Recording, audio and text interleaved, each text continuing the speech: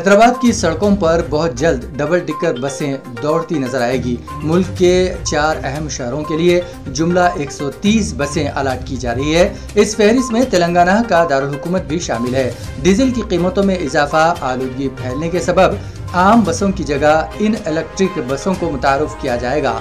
अवामी शोबे के इदारे convergence energy service limited CESL 5500 से ज्यादा इलेक्ट्रिक बसें खरीदने के लिए तैयार है।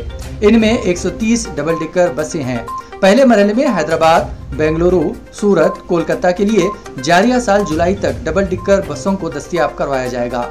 CESL इदारे ने ये बात बताई। किसी दौर में हैदराबाद की सड़कों पर डबल डिकर बसें दौड़ा करती थी। शहर को देखने के लिए आने वाले अफराद भी इसमें बैठा करते थे। ताहम शहर में फ्लाईओवर्स और वॉक वे पर ब्रिजेस की तोसी इंतजामी नुकसान के सबब 16 साल पहले इन डबल डिकर बसों की खिदमत को रोक दिया गया था। तेलंगाना के वजीर सेहत हरीश राव ने कहा है कि गुज़िश्ता 2 दिनों से तकरीबन 29,20,000 मकानात का इस सर्वे के दौरान अहाता किया गया है और तकरीबन 1 लाख होम आइसोलेशन किट्स की तकसीम का काम अंजाम दिया गया है। उन्होंने कहा कि आवाम को रियासत में जारिया घर घर फीवर सर्विस के दौरान ताउन करना चाहिए। उन्होंने इतवार को संगारेड्डी जिले के भरतनगर डिवीजन के हुदूद में मुख्तलिफ मुकामात पर फीवर सर्विस का मुआयना किया। उन्होंने सर्वे के दौरान आवाम से मुलाकात करते हुए इनमें बेदारी भी पैदा की। उन्होंने कहा कि फीवर सर्विस के मौके पर आवाम ताउन करे। उन्होंने वाज़ेह किया है कि कोविड को काबू में करने के लिए हुकूमत तमाम तरह के इक़दाम कर रही है। उन्होंने कहा कि आइंदा 4 से 5 दिनों के दौरान फीवर सर्विस का काम 100% मुकम्मल कर लिया जाएगा। निजामाबाद शहर में पेश आए खौफनाक सड़क हादसे में 2 नौजवानों की दुकान के शटर को टकरा जाने से मौत हो गई। यह हादसा निजामाबाद के RP रोड से गांधी चौक जाने वाले रास्ते में पेश आया।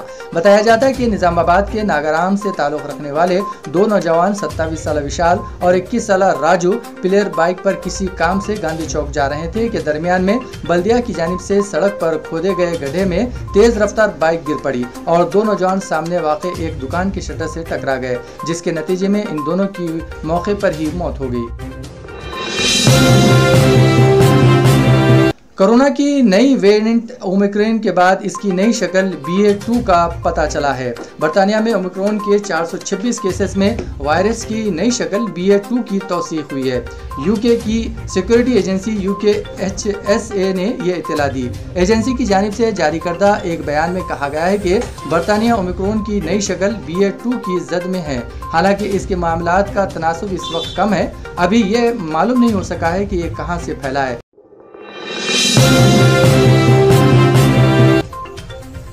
जहां एक तरफ पहले ही लोग कोरोना और इसकी नई शक्ल ओमिक्रॉन से परेशान है, ऐसे में रियासत कर्नाटक में मंकी फेवर का केस सामने आया है। जिले शिमगोआ से ताल्लुक रखने वाले 60 साल खातून के इस बुखार से मुतासर होने की डॉक्टर्स ने तौसीक की है।